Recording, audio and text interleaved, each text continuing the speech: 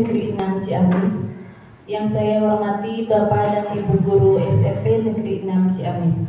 Pertama-tama marilah kita panjatkan puji dan syukur kehadirat Allah Subhanahu wa Ta'ala, karena atas limpahan karunia-Nya kita dapat berkumpul dalam ruangan ini dalam acara diseminasi budaya positif.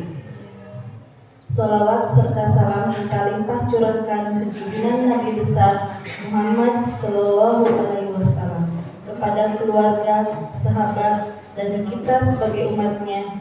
Semoga mendapatkan syafaat di yaumil akhir nanti. Amin ya rabbal alamin. Bapak dan Ibu yang saya hormati, perkenankan saya membacakan acara untuk hari ini. Yang pertama, pembukaan. Yang kedua, sambutan dari Ibu Kepala SMP Negeri 6 Ciamis. Yang ketiga, diseminasi budaya positif. Yang keempat, doa. Dan yang kelima, tutup. Untuk mengefisienkan waktu, marilah kita menginjak acara yang pertama, yaitu pembukaan dengan mengucapkan basmalah bersama-sama. Bismillahirrahmanirrahim.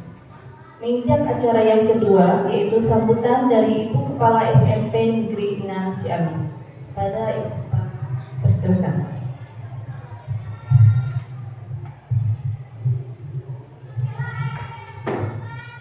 Bismillahirrahmanirrahim. Assalamualaikum warahmatullahi wabarakatuh.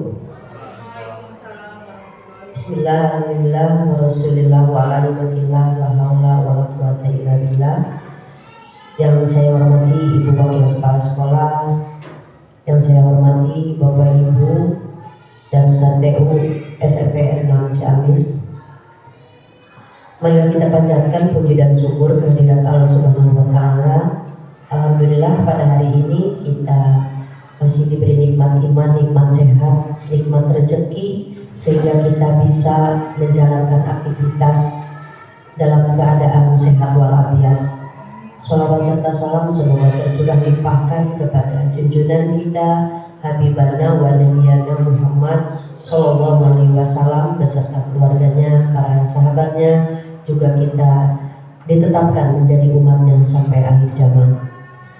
Bapak Ibu yang saya hormati, alhamdulillah pada hari ini tahapan yang ketiga ya di guru penggerak, yaitu diseminasi budaya positif ya, yang kata Pak Aris saya harus lama sambutannya. Kalau sambutan mah hanya sebentar ya, kalau yang lama itu pemaparan materi gitu. Iya, narasumber. Jadi sedikit saja kita mengenal ya, sebelum narasumber yang handal nanti mempresentasikan apa itu diseminasi. Saya tadi sudah bilang ke Ibu Rani, Bu Rani, apa itu diseminasi? Diseminasi aja, apa itu artinya diseminasi? Tadi jangan pada Google. Ya, itu kata diseminasi adalah penyebaran ya, penyebaran informasi, pengetahuan atau hasil penelitian ke halayak banyak. Seperti kita di sini, Pak Aris dan Pak Teddy selama ini sudah mempunyai ilmu ya tentang budaya positif yang telah ditimba di program guru penggerak, kemudian sekarang disebarkan kepada kita, ditularkan kepada kita. Tujuannya untuk membentuk karakter siswa dan menciptakan suasana yang kondusif di mana, di sekolah gitu ya. Itu versi saya yang bukan guru penggerak. Nah, beda lagi, tapi tujuannya mungkin sama, beda pemaparannya.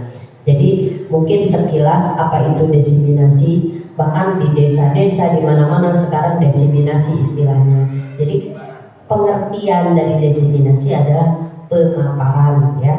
Nah, itu tujuannya sudah dijelaskan, yaitu untuk menciptakan suasana yang kondusif, aman, nyaman, tentram, damai gitu ya di sekolah kita.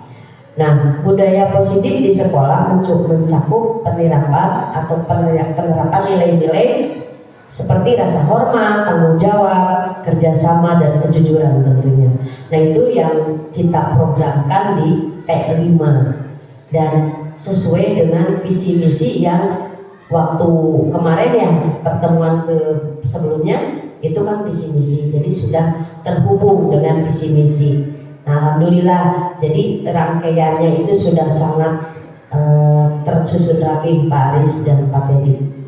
Dari mana dulu dan mau kemana gitu ya, sesuai dengan perencanaan yang ada di sekolah kita. Nah, satu lagi budaya positif dapat dilakukan dengan cara presentasi seperti sekarang mungkin ya Pak Aris, Pak Teddy. Kemudian diskusi, tanya jawab. Kalau tidak tahu, kita cari tahu dengan cara sering sharing ya. Seperti sekarang kebetulan di sini masih Grace yang penggerak. Sebetulnya kita harus bangga dengan mempunyai banyak guru penggerak di sekolah. Jadi ada pencerahan-pencerahan. Jadi kalau dulu metode lama gitu ya, tapi sebetulnya arahnya ke situ-situ juga, cuma beda modelnya ya, beda caranya, penerapannya cara bagaimana. Nah ini Pak Aris dan Pak Teddy ya mungkin punya tujuan menyebarluaskan ilmu yang sudah diapung, punya inovasi-inovasi yang baru yang akan ditularkan kepada kita semua warga SMPN 6 Ciamis. Mudah-mudahan dengan banyaknya guru penggerak di kita itu akan menjadikan modal buat kita berinovasi, maju ya. Nah itu ditutup mungkin dengan pantun. Nah, tebang pohon ingatna ka kayu enong ka bambunya. Tebang pohon ambil kayu, jangan lupa ditanam lagi. Guru penggerak Indonesia maju untuk harapan Indonesia berbudi.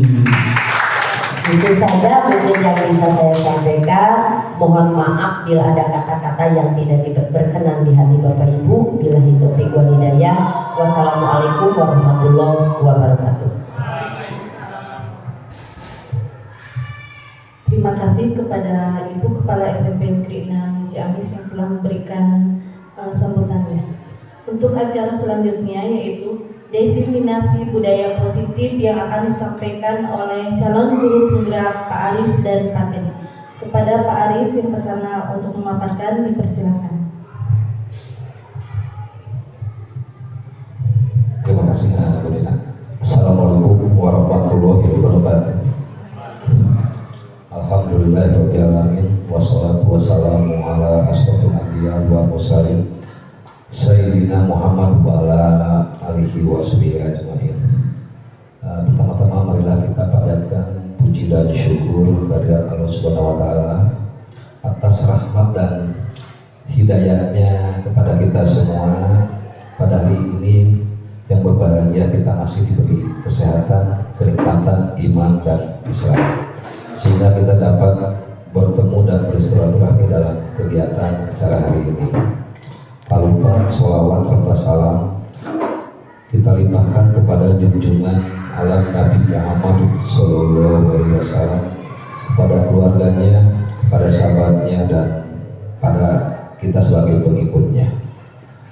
Yang terhormat Ibu Kepala Sekolah Sekolah Ciamis, serta yang terhormat kepada Bapak Ibu Guru Staf TU SMP Negeri 6 Ciamis. Sebelumnya saya ucapkan terima kasih kepada Ibu Kepala dan kepada Bapak Ibu Guru Sekolah KPU yang sudah mau meluangkan waktunya untuk hadir di ruangan ini untuk mengikuti salah satu tugas dari saya sebagai calon guru penggerak, yaitu tentang mendesensialisasi budaya positif yang telah dipelajari kemarin dari modul 1.4. Mungkin untuk menghemat waktu bagi Ibu kalau mau ikut, mangga Ibu pada kalau mendengarkan banget terus tidak ibu insya Allah ibu. Mungkin baiklah Bapak Ibu, acara yang tentunya untuk hari ini adalah diseminasi implementasi budaya positif dalam menyajikan pembelajaran yang aman, nyaman sesuai dengan filosofi pendidikan Ki Raja Dewantara, di mana pada budaya positif ini ada 6 topik yang akan saya coba untuk dijelaskan, yaitu yang pertama yaitu disiplin positif dan nilai-nilai kebajikan universal. Yang kedua adalah teori motivasi, hukuman dan penghargaan restitusi. Yang ketiga adalah keyakinan kelas. Yang keempat, kebutuhan dasar manusia dan dunia berkualitas. Yang kelima, restitusi 5 posisi kontrol. Dan yang keenam adalah restitusi segitiga restitusi. Nah, itulah topik yang akan saya coba bahas pada hari ini. Namun sebelum kita ke topik, Bapak Ibu, ini ada sebuah kegiatan ya yang namanya kepalan tangan, ya. Kepalan tangan nanti ada 2 kelompok ya, kelompok A dan kelompok B. Izin berdiri.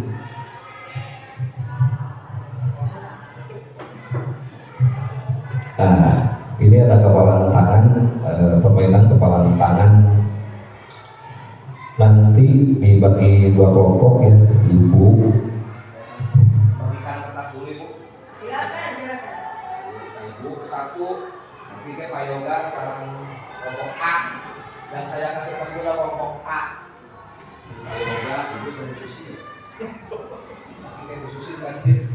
Tulisan Bu, seri. Saya ada kamu di depan ya. Oh, mau mana Bu? Bukannya mencoba Asep sekarang. Ayo Bu Ella di Pak. Mana ya?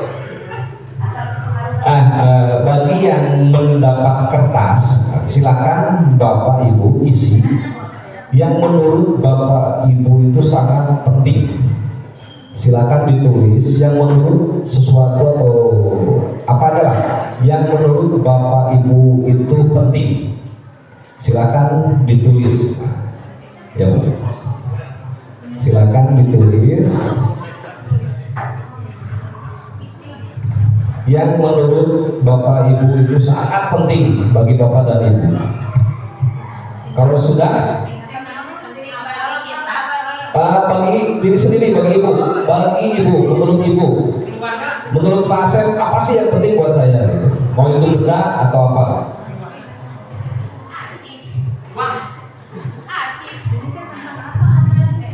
Bebas Ibu. Pokoknya menurut Ibu itu penting, mau itu benda atau sesuatu apalah yang menurut Ibu itu sangat penting buat Ibu sendiri. Buat Ibu sendiri. Bebas Pak. Pada Alpos, pada mangga bebas. Ya, kalau sudah, silakan Ibu kepal di tangan, di kepal, di kepul. Kertasnya dikumpulkan, kepala tangan Bapak dan Ibu. Sudah ya? Sudah Pak Sep? Nah, sekarang bagi kelompok B yang tidak menggunakan kertas, tugasnya adalah coba Ibu membujuk atau merayu yang tadi, bisa diminta itu kertasnya. Jadi silakan sama Ibu, mau dengan rayuan, mau ancaman, ya mangga itu. Terserah Bapak dan Ibu yang tidak menggunakan kertas tadi. Yang tidak pakai kertas itu tugasnya merayu kepada yang kelompok A yang tadi menuliskan suatu benda yang penting menurut diri sendiri. Silakan Ibu dan Bapak minta. Bebas mau merayu, membujuk atau mengancam, menyuap, dicocok sekalian atau 100.000. Mana? Ya, silakan untuk kelompok B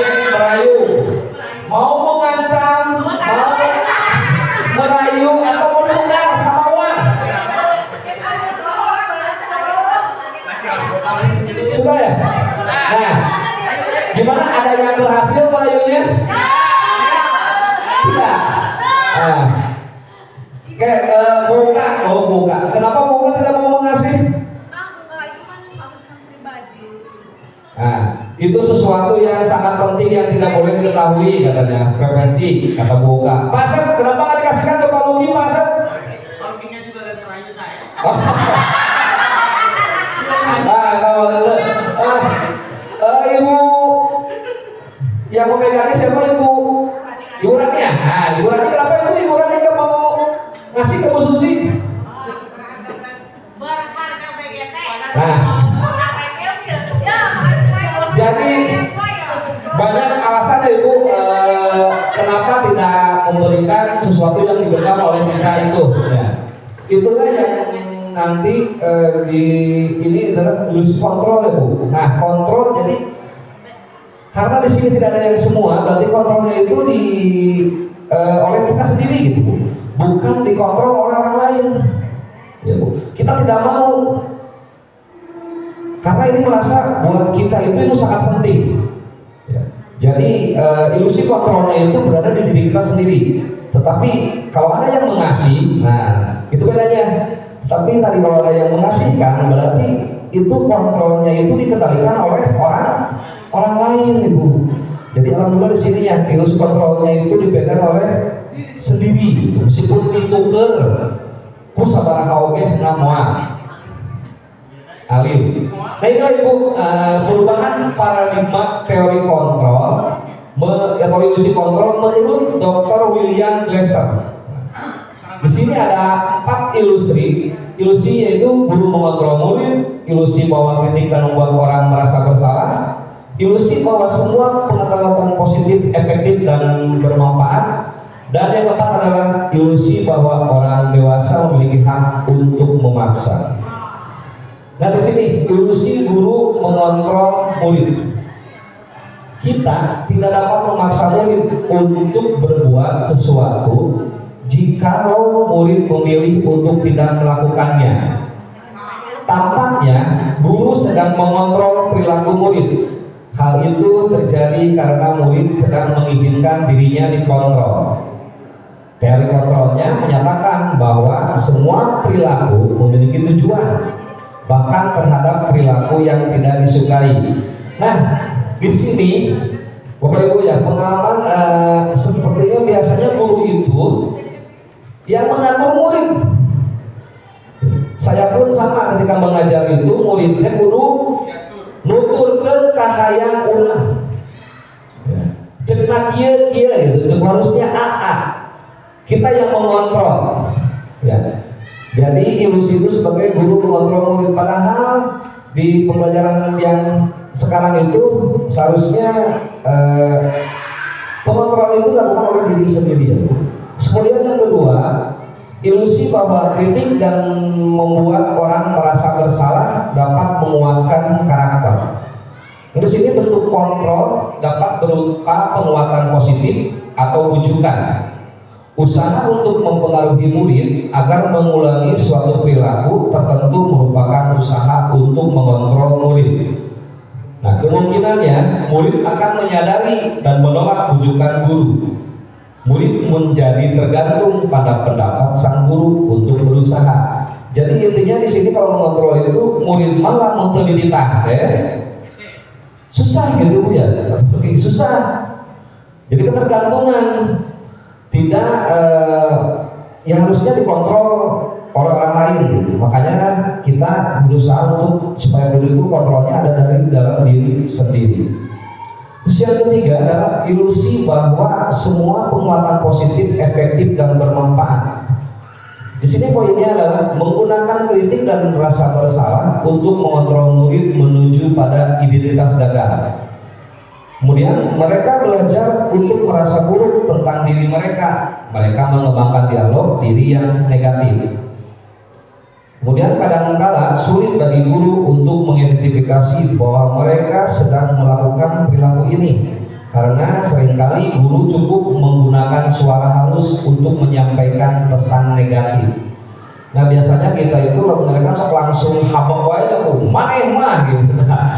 Jadi ya mudah-mudahan bisa dihilangkan kata-kata seperti itu ya Bu. Kemudian ilusi bahwa orang dewasa memiliki hak untuk memaksa.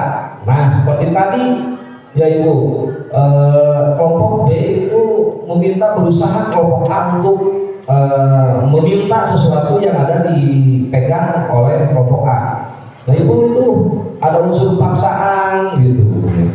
Jadi poin ini kan banyak orang dewasa yang percaya bahwa mereka memiliki tanggung jawab untuk membuat murid-murid berbuat hal-hal tertentu. Kemudian apapun yang dilakukan dapat diterima selama ada sebuah kemajuan berdasarkan sebuah pengukuran kinerja. Nah di sini ini adalah perilaku memaksa tidak akan efektif untuk jangka waktu panjang dan sebuah hubungan permusuhan akan terbentuk. Jadi sesuatu yang dipaksakan itu akan tidak efektif Ibu dalam waktu panjang gitu. Ya biasanya selama ini saya sebut pribadi kalau ngajar ya emang ada unsur paksa kalau ada boleh gitu, harus mengikuti apa yang saya katakan gitu. Nah itu yang dinikan.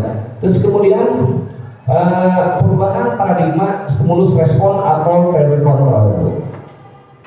Jadi stimulus responnya kita mencoba mengubah orang agar berpandangan sama dengan kita.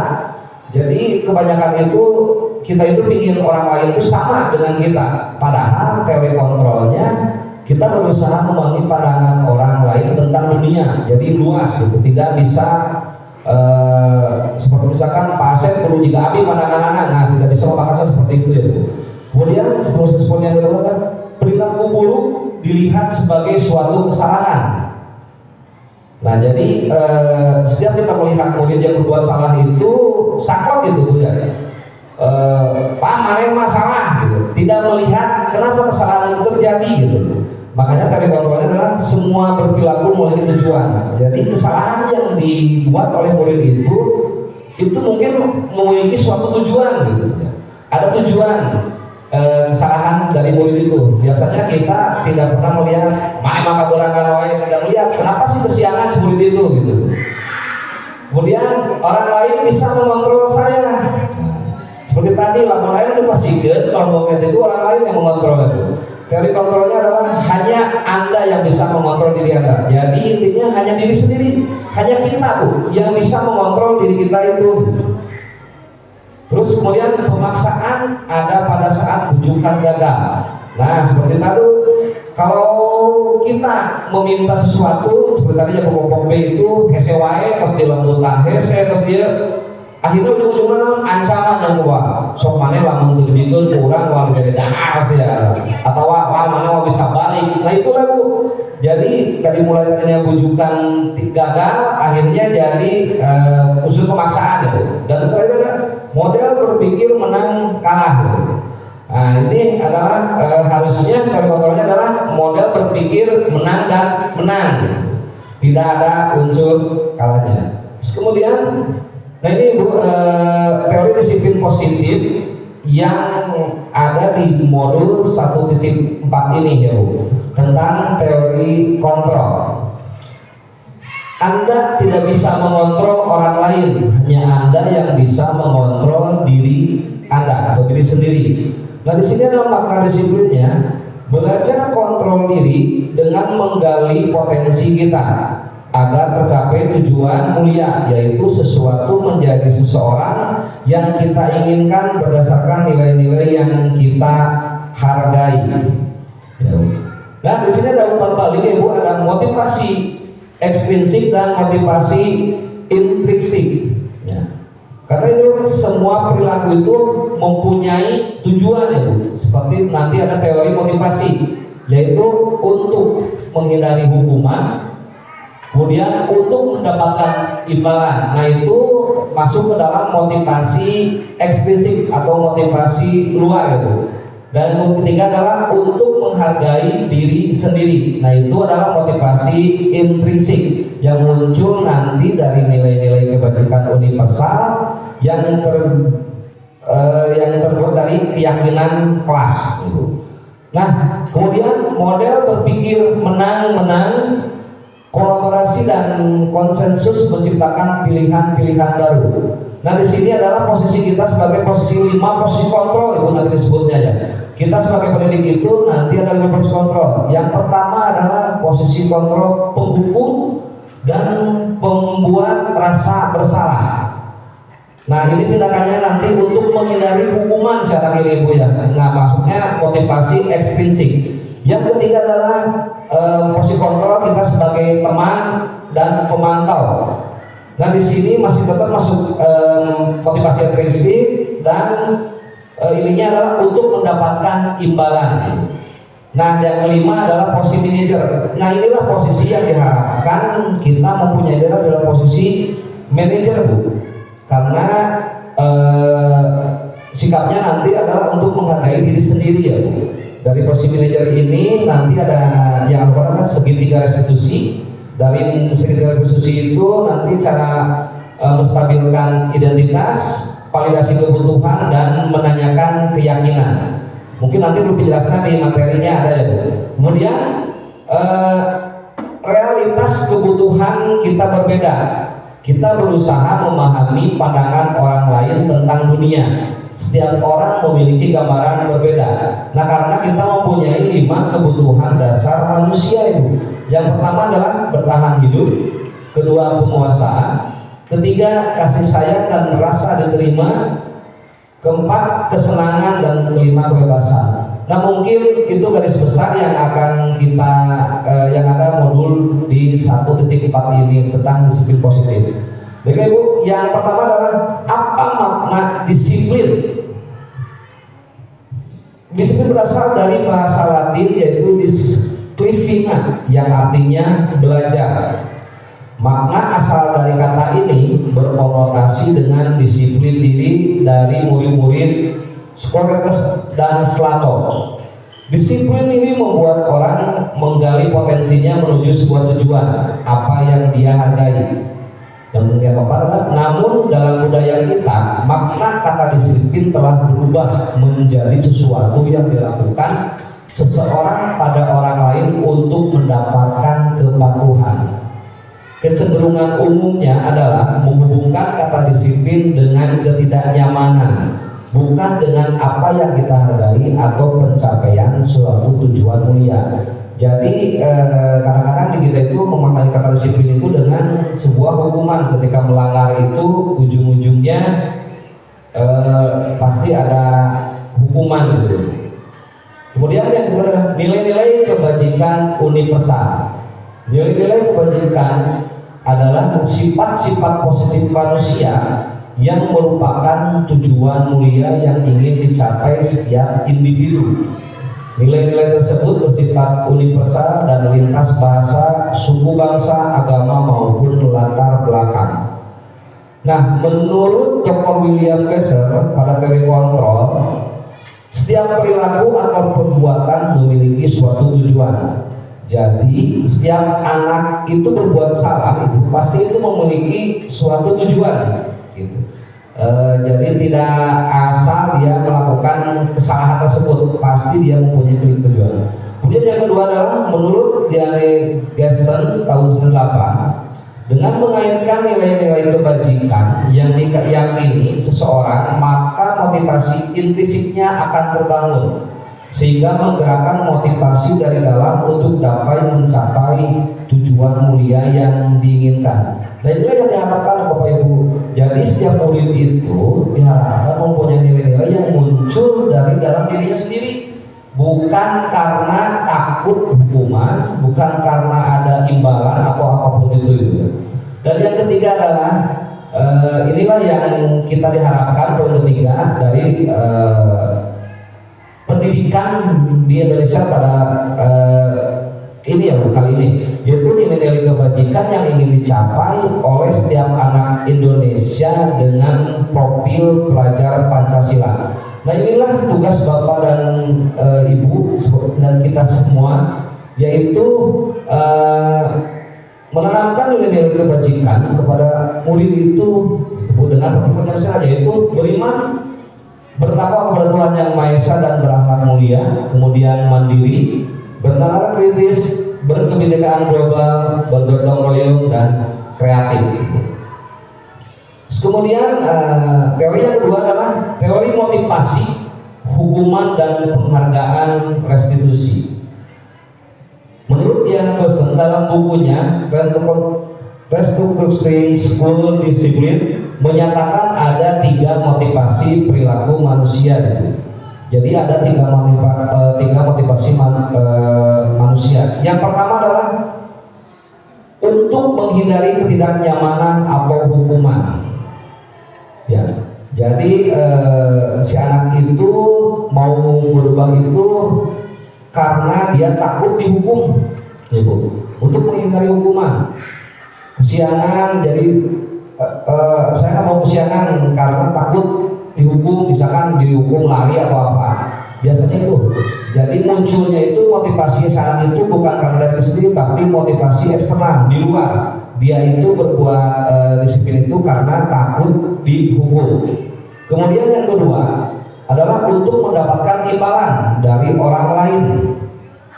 Nah, jadi pemikiran anak itu ketika berbuat, kalau berbuat sesuatu itu pasti ada hadiahnya, pasti ada hadiahan, makanya dia mau berbuat atau mau berubah. Nah itulah yang disebut motivasi eksternal gitu. Nah yang diharapkan dari 3 motivasi ini adalah yang ketiga Ibu, untuk menghargai diri sendiri, yaitu motivasi yang muncul gitu. Jadi dia mau berubah, kenapa kamu misalkan datang tepat waktu? Karena menurut saya datang tepat waktu itu ada suatu kewajiban atau emang yang diharuskan gitu. Bukan karena takut hukumannya. Nah itu yang diharapkan pada diri murid kita sekarang itu Ibu ya. Karena menurut Ki Hajar Dewantara juga bahwa merdeka itu tidak hanya terlepas dari perintah, akan tetapi juga cakap buat memerintah diri sendiri. Jadi merdeka menurut Ki Hajar Dewantara juga bukan hanya dijajah saja Ibu, dititah-titah gitu Bu, tapi mereka bisa mengontrol dirinya sendiri, itu udah disebut merdeka. Terus kemudian dihukum oleh penghargaan, bahwa penghargaan berlaku sama dengan hukuman dalam arti meminta atau membujuk seseorang melakukan sesuatu yang memenuhi suatu tujuan tertentu dari orang yang meminta atau membujuk. Dorongannya eksternal dan akan ada faktor ketergantungan gitu. Ya, ini adalah beberapa dampak dari pemberian penghargaan menurut Alfibon pada tahun 1993. Bahwa penghargaan itu akan menjadi pengaruh jangka panjang dan jangka pendek ya Bu. Jadi jika kita menggunakan penghargaan lagi dan lagi, maka orang tersebut akan bergantung pada penghargaan yang diberikan serta kehilangan motivasi dari dalam dirinya. Jadi ketika mobil selalu dikasih penghargaan Ibu ya, itu akan menghilangkan motivasi dalam dirinya sendiri Ibu, kepada anak. Jadi Pak Inten ulah sering ngasih penghargaan teh ya ibaratnya harus rata gitu ya. Bukan hanya seseorang, karena dapat menghilangkan. Terus kemudian penghargaan tidak akan efektif jika kita memberikan seseorang suatu penghargaan itu untuk melakukan sesuatu, maka kita harus terus-menerus memberikan penghargaan itu kepada orang tersebut. Jadi lamun dikasih penghargaan teh murid teh alim naon gitu ya. Nah itu jadi tidak efektif penghargaan itu. Dan kemudian yang ketiga adalah penghargaan merusak hubungan. Nah ini adalah akan menciptakan persaingan di dalam kelas dan persaingan menciptakan kecemasan. Makanya ibarat kita mungkin pas akhir pembagian rapot ya, biasanya suka ada ranking tuh. Nah itu akan membuat suatu konflik di dalam kelas gitu, buat itu di ranking kayak merasa sirik atau kemana. Makanya pada kurikulum Merdeka ini ranking itu ditiadakan gitu. Karena salah satunya ini untuk bahwa akan merusak hubungan gitu ya. Jadi ranking teh ya nama di kurikulum Merdeka itu dihilangkan ya. Terus kemudian penghargaan akan menurunkan kualitas. Nah, karena merasa selalu menjadi yang terbaik. Nah, jadi si anak itu sendiri kalau selalu dikasih penghargaan, dia itu akan merasa bahwa dirinya itu terhebat gitu. Selalu ada abimah teu ngapalkeun geus jago ieu gitu. Dan jadi itu penghargaan itu menunjukkan kualitas gitu. Terus kemudian penghargaan mematikan kreativitas. Contohnya kita tidak akan memunculkan kemampuannya ketika tidak tahu ada hadiahnya. Nah, jadi si anak itu tidak akan mau memunculkan ide atau mau berubah atau apalah ketika tidak tahu mau hadiahan iya. Nah, bukan yang dibutuhkan itu justru yang harus muncul dari dalam dirinya sendiri gitu, bukan karena ini. Terus kemudian penghargaan menghukum. Nah, dalam sebuah kejuaraan atau dalam memberikan juara di kelas, yang tidak mendapatkan juara akan merasa terhukum. Nah, itu nyambung sama yang tadi ya Ibu. Makanya di 2013 itu sekarang ranking itu dihilangkan. Ya. Terus yang terakhir adalah penghargaan mengurangi motivasi dari dalam diri sendiri atau fisik. Jika kita memberikan penghargaan kepada seorang anak pada saat dia sedang merasa bangga dengan pencapaiannya sendiri, maka kita akan mengambil kegembiraan yang saat itu sedang dirasakan secara alamiah. Jadi ketika ada anak berhasil, Ibu ya berhasil atau menjadi juara dengan pencapaian diri sendiri, itu ketika dikasih penghargaan itu akan mengambil kegembiraannya itu menurut ininya ya Bu. Itulah dihukum oleh penghargaan. Nah, kemudian bentuk program atau apresiasi. Dalam memberikan apresiasi itu Ibu perlu diingat beberapa hal. Yang pertama secara khusus, kemudian pribadi. Nah, dan yang ketiga adalah kepada semua murid Ibu. Bergantian jadi ulah murid nate lamun apresiasi teh eta we gitu ya. Meskipun kita tahu lah bahwa dia itu emang kurang gitu Ibu, tapi tetap kita harus apresiasi ya Bu. Terus kemudian secara konsisten memberikannya ya Bu. Dan yang kelima ini yang paling penting ya Bu, yaitu fokus pada proses Bapak Ibu. Jadi bukan hasil. Nah, biasanya seperti saya sendiri aja kadang-kadang suka dilihatnya itu hasil gitu. Padahal yang harusnya itu adalah prosesnya dari awal sampai akhir gitu. Masalah hasil itu belakangan gitu. Jadi yang dinilai itu adalah prosesnya. Kemudian inilah contoh pengakuan atau apresiasi kebajikan gitu. Dalam situasi pada saat menolong murid baru di kelas kita. Nah, situasi ini adalah nilai kebajikannya adalah rasa empati. Ya, rasa empati. Kemudian pembukanya adalah kemarin saya perhatikan. Kemudian pada situasi pada saat kamu membantu teman-temanmu di tugas kelompok, itu nilai kebajikannya adalah kepedulian. Dan nilai kata pembukanya adalah saya menghargai. Kemudian yang ketiga adalah pada saat kamu memungut kertas-kertas yang berserakan di lantai, nilai kebajikannya adalah rasa tanggung jawab. Dan ini nilai bukan adalah nilai terima kasih. Nah Bapak Ibu, ini adalah tindakan-tindakan guru yang saya tuliskan ya Bu. Nah, coba sekarang Ibu, tindakan-tindakan ini menurut Ibu masuk hukuman atau konsekuensi ya Bu? Yang pertama, mencatat 100 kali di dalam buku kalimat saya tidak akan terlambat lagi karena terlambat ke sekolah. Nah, menurut Bapak Ibu, ini hukuman atau konsekuensi Bu? Hukuman atau konsekuensi? Konsekuensi, ada yang bilang hukuman. Nanti ya dijawabnya. Lihat ya Bu jawabannya. Yang kedua, lari mengelilingi lapangan basket 2 kali karena terlambat hadir di sekolah. Nah, menurut Bapak Ibu, hukuman atau konsekuensi? Hukuman. Nah, yang ketiga, murid diminta untuk push up 15 kali karena tidak menggunakan masker ke sekolah. Hukuman atau konsekuensi? Hukuman.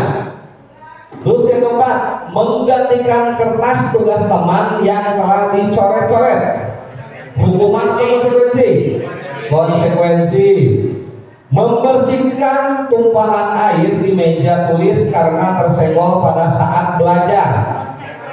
Konsekuensi, murid disuruh untuk tidak mengenakan sepatu seharian di sekolah karena tidak mengenakan sepatu hitam. Hukuman konsekuensi, hukuman. Nah, dan terakhir lari mengelilingi lapangan basket 2 kali karena terlambat 10 menit untuk pelajaran PJOK. Konsekuensi hukuman. Nah, ini Ibu jawabannya. Nah, udah betul Ibu yang tadi Ibu jawab? Nah, jadi yang kadang-kadang yang merasa ini yang melari mengelilingi, nah itu yang sempat saya juga tanyakan kemarin Ibu. Kenapa sih mengelilingi anak itu disuruh lari dalam pelajaran PJOK bukan disebut hukuman atau konsekuensi? Maksudnya konsekuensi. Jadi jawabannya adalah karena relevan dengan pelajarannya itu. Karena saya pelajaran olahraga. Mungkin kalau saya pelajarannya bahasa Inggris atau matematika itu disebut hukuman. Atau mungkin sebaliknya kalau saya menghukumnya guru nulis bahasa Inggris, nah, mungkin itu disebut hukuman. Jadi intinya konsekuensi mungkin relevan dengan mata pelajaran ya. Nah inilah perbedaan hukuman dan konsekuensi ya. Kalau hukuman sesuatu yang menyakitkan harus terjadi. Konsekuensi sesuatu yang harus terjadi. Membuat anak sakit fisik hukuman itu Bu ya. Nah, kalau konsekuensi membuat anak merasa tidak nyaman. Anak membenci kedisiplinan kalau hukuman. Anak menghargai disiplin kalau konsekuensinya. Hukuman itu sebuah paksaan. Mau tidak mau ya kudu gitu. Sedangkan konsekuensi adalah stimulus atau tanggapan. Mendorong anak menyakiti diri sendiri, mendorong anak agar mudah menyesuaikan diri. Konsep diri yang buruk, konsep diri yang baik. Anak belajar untuk menyembunyikan kesalahan. Anak belajar untuk mematuhi peraturan. Marah, rasa bersalah dipermalukan, merasa tak dihargai. Kehilangan hak dibuat tidak nyaman, diasingkan untuk sementara. Nah itulah perbedaan hukuman dan konsekuensi. Jadi kita Ibu Bapak ya harus bisa membedakan sekarang mana hukuman, mana konsekuensi. Kadang-kadang saya pun kalau ada anak yang terlambat itu disuruh push up, ya, disuruh push up gitu. Kalau kesenjangan, kalau piket atau apa, sebetulnya itu adalah masuk hukuman, ya Bu. Jadi tidak diperbolehkan. Nah kemudian apa itu restitusi? Restitusi adalah proses menciptakan kondisi bagi murid untuk memperbaiki kesalahan mereka sehingga mereka bisa kembali pada kelompok mereka dengan karakter yang lebih kuat. Restitusi juga merupakan proses kolaboratif yang mengajarkan murid untuk mencari solusi untuk masalah mereka dan membantu murid berpikir tentang orang seperti apa yang mereka ingin menjadi, tujuan mulia, dan bagaimana mereka harus memperlakukan orang lain. Itu menurut dosen 2004 itu. Nah ini adalah hukuman itu termasuk identitas gagal ya. Sedangkan konsekuensi atau restitusi itu adalah identitas sukses, ya Bu, mendisiplinkan. Jadi ada dalam hukuman itu sesuatu yang menyakitkan, tidak nyaman, korban mendapatkan keadilan, murid anak akan tersakiti. Nah konsekuensinya murid atau anak dibuat nyaman, murid anak mendapatkan penguatan. Jadi pada intinya itu kita itu harus merubah hal yang negatif ya Bu. Nah dengan nanti ada konsekuensi dan restitusi. Nah ini 9 ciri-ciri restitusi ya Bu. Nah ini ada satu, bukan untuk menebus kesalahan, namun untuk belajar dari kesalahan. Memperbaiki hubungan, tawaran bukan paksaan. Restitusi menuntut untuk melihat ke dalam diri. Restitusi mencari kebutuhan dasar yang mendasari tindakan. Restitusi diri adalah cara yang paling baik. Restitusi fokus pada karakter bukan tindakan. Fokus pada solusi, mengembalikan murid yang berbuat salah pada kelompoknya. Kemudian ibu ini keyakinan kelas yang ketiga. Nah, mengapa tidak peraturan saja? Mengapa harus keyakinan kelas, Bapak Ibu? Nah, di sini seperti soal pertama. Mengapa kita memiliki peraturan harus menggunakan helm bila mengendarai kendaraan roda 2? Nah, menurut Pak Asep, alasan Pak Asep mau helm naon Pak Asep? Takut kecelakaan. Menurut Pak Luki? Nah, takut ada yang ngambil, emangnya ngambil. Ya, mau mengendarai kendaraan, gunanya mau pakai helm. Nah, jadi intinya kita yakin deh Bu bahwa helm itu sebetulnya untuk melindungi ya Bu, bukan karena kita takut ditilang. Ya, jadi yakin Bu.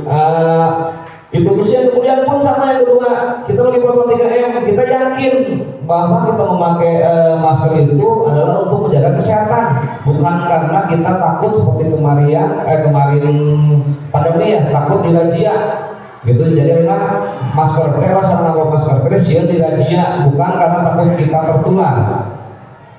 Nah, sama seperti ibu kalau datang ke mengikuti pelatihannya, kadang-kadang kita itu takut karena nilai tidak lulus, bukan karena emang disiplin gitu ya Bu ya.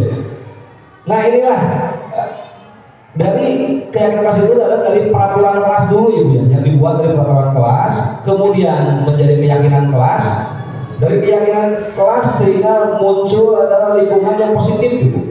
Dari lingkungan positif kita akan ke budaya positif. Next slide Bu.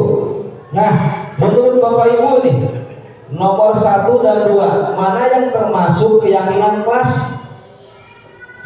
Nomor 1 apa nomor 2 Ibu? 2. Nomor 2. Kenapa Pak Luki nomor 2? Bisa dijadikan komitmen kelas. Itu juga sama kan ya keyakinan kita. Nomor 3 kan sama, tidak membuang sampah di bawah meja. Jadi gini Bu, alasannya kenapa yang kedua adalah nomor 2, betul ya Bu, nomor 2, jagalah kebersihan kelas.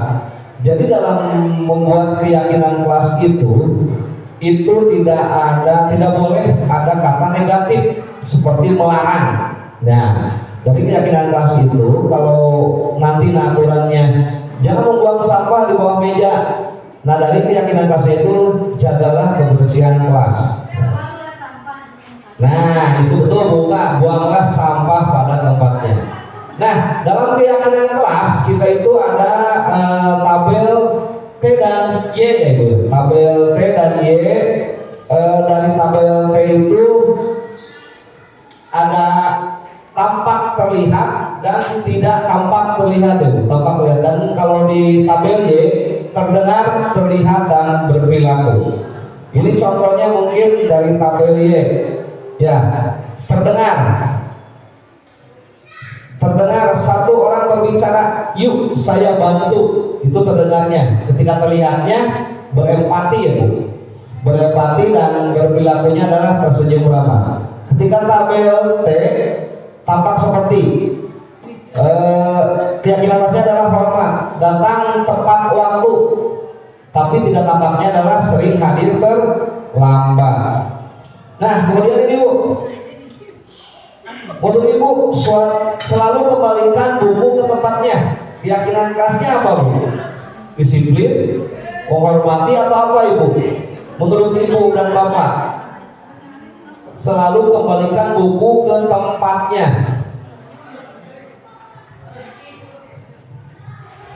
Tanggung jawab, disiplin atau apa Bu?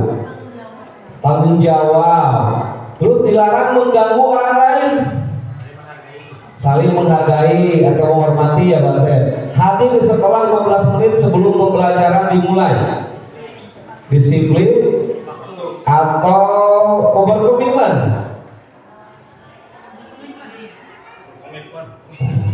Kemudian dilarang melakukan kekerasan, saling menyayangi, menghormati ya. Dilarang menggunakan narkoba. Keyakinan kelasnya kesehatan, bergantian atau menunggu giliran.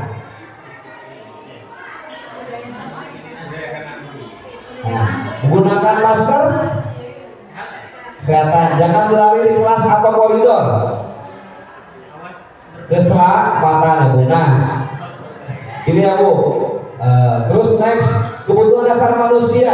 Nah, kebutuhan dasar manusia itu ada 5 ya Bu, yaitu bertahan hidup. Nah, bertahan hidup itu untuk bersifat fisiologis yang bertahan hidup, misalkan makanan, membutuhkan makanan, pakaian yang kita normal ya Bu. Jadi sandang, pangan, papan. Terus kemudian adalah kasih sayang dan rasa diterima. Kebutuhan ini adalah kebutuhan psikologis, kebutuhan untuk disayangi dan diterima, meliputi kebutuhan akan hubungan dan koneksi sosial. Jadi kita itu berusaha dasarnya merasa kasih sayang, ya. Terus makanan anu paluki antara cangga pasangan. Nah, ini butuh kasih sayang paluki ini kita itu paluki ya. Segera. Kemudian penguasaan. Nah, penguasaan ini adalah kebutuhan berhubungan dengan kekuatan untuk mencapai sesuatu, menjadi kompeten, menjadi terampil, diakui atas prestasi. Kemudian kebebasan. Nah, kita itu butuh kebebasan ya, jadi tidak perlu dikekang. Dan yang terakhir adalah kebutuhan dasar manusia adalah kesenangan. Jadi proyek senang, healing ngecek ibu kepala mah kita butuh healing dan sebagainya teh. Amin stres. Ya, itulah kebutuhan dasar manusia. Kemudian ada 5 posisi kontrol ya Bapak Ibu ya. 5 posisi kontrol. Yaitu tadi seperti tadi pernah dibahas di awal, itu adalah posisi kontrol penghukum, ada membuat rasa bersalah, posisi kontrol teman, posisi kontrol pemantau, dan posisi kontrol manajer. Nah Ibu, nah sekarang menurut Bapak dan Ibu, saya kecewa sekali dengan kamu. Menurut Bapak Ibu, posisi kontrolnya apa ini? Kalau ada, saya kecewa sekali dengan kamu, kata-kata dari Ibu keluar. Nah di sini cari Bu, termasuk kontrol yang mana Bu? Kalau saya kecewa sekali dengan kamu, membuat rasa bersalah. Nanti ya jawabannya dengan bahasa. Terus kemudian yang kedua, kamu tidak pernah benar melakukannya. Nah, masuk ke mana Ibu? Kalau ada kata kamu tidak pernah mau, kamu tidak pernah benar melakukannya. Di sini posisi kontrol kita sebagai apa Ibu? Kalau ada kata-kata tersebut keluar,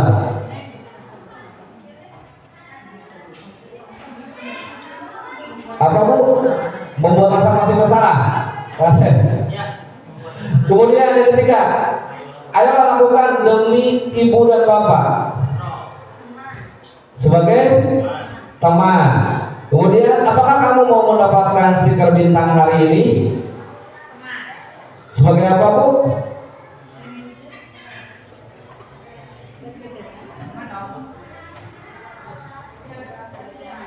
Sebagai pemantau.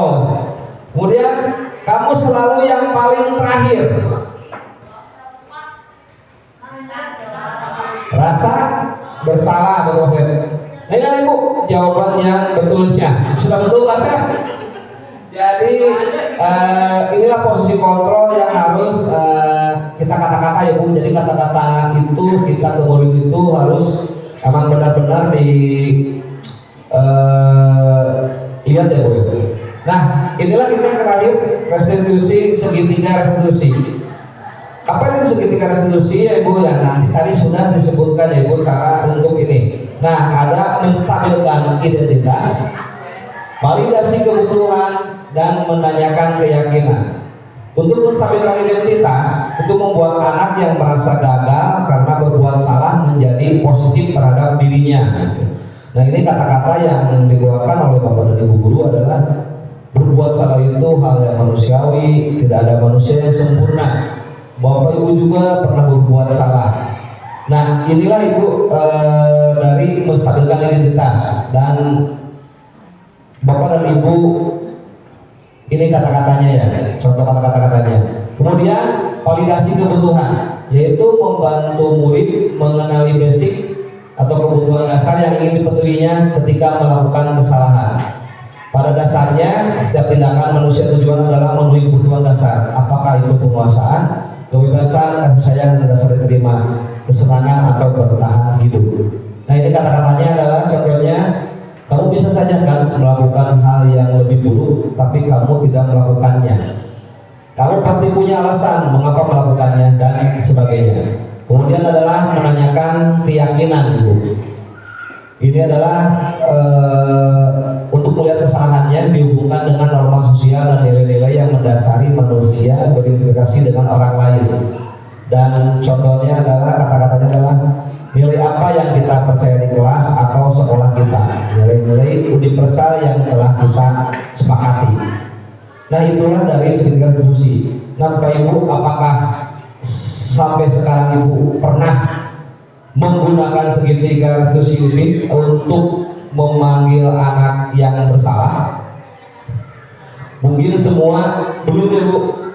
Saya pun sama ya Bu. Ketika anak bersalah itu pada intinya sok langsung nyarek wae gitu, tanpa memperhatikan atau seperti urutan menurut bahwa anak yang mempunyai masalah itu ya harus dengan menggunakan segitiga restitusi ini Bu ya. Mudah-mudahan nanti kedepannya kita pun bisa melakukannya hal ini. Jadi anak-anak itu ketika berpuasa itu langsung dicarekan itu intinya Pak ya. Itu untuk menjaga mental anak tersebut. Nah ini Bu, intervensi 30 detik. Intervensi ini bisa membantu murid kembali ke tujuan semula dengan cukup singkat dan dengan cara non konfrontatif. Pertanyaan-pertanyaan yang diajukan biasanya dikemukakan oleh seorang pemantau dan manajer. Inilah jenis pertanyaannya. Contohnya adalah apakah kamu ingin berbuat lebih baik, apakah wajar membuat kesalahan, dan seterusnya itu. Dan selanjutnya ini adalah, nah ini adalah kalau udah refleksi berarti tos terakhir. Nah tos selesai makanya. Dan terasa untuk refleksi ini Ibu, hal baru apa yang mengubah paradigma Bapak Ibu atau yang saya dapatkan, kemudian perasaan apa yang muncul selama mengikuti sesi ini, khususnya mengenai makna disiplin dan motivasi intrinsik. Kemudian yang ketiga adalah peran Among seperti apakah yang saya telah lakukan selama mengikuti modul ini. Dan yang keempat adalah saya akan menjadi Among yang seperti apakah setelah mengikuti modul ini. Nah inilah yang refleksi ini yang harus Bapak Ibu jawab ya Bu. Nah jadi nanti saya kasih kertas ini ya Bu, tolong Bapak Ibu jawab 1, 2, 3, 4 ini untuk nanti bahan masukan buat saya sendiri ya Bu.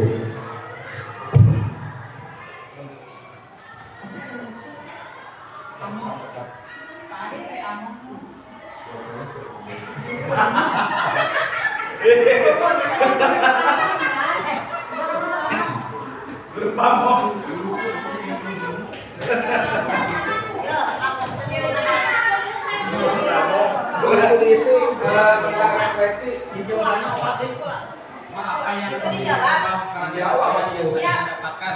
Dan dijawab. Dipunten. Naon itu? Among. Perasaan apa yang muncul selama mengikuti sesi ini? Silakan Ibu Bapak ya, refleksi ini nanti buat masukan saya sendiri Bu. Hal baru apa yang mengubah paradigma Bapak Ibu ya? Perasaan apa yang muncul selama mengikuti sesi khususnya mengenai makna disiplin dan motivasi intrinsik? Terus yang ketiga adalah peran Among seperti apakah yang saya telah lakukan, dan keempat adalah saya akan menjadi Among seperti apakah setelah mengikuti modul ini. Aduh, pintar berani. Sudah Bapak Ibu? Kalau sudah, siapa yang satu orang aja minta saya dari Bapak dan Ibu guru yang mau merefleksikan di depan tentang keempat poin ini, Bapak Ibu. Bapak Asep. Bapak Asep katanya, aduh banyak requestnya itu Bapak Asep katanya.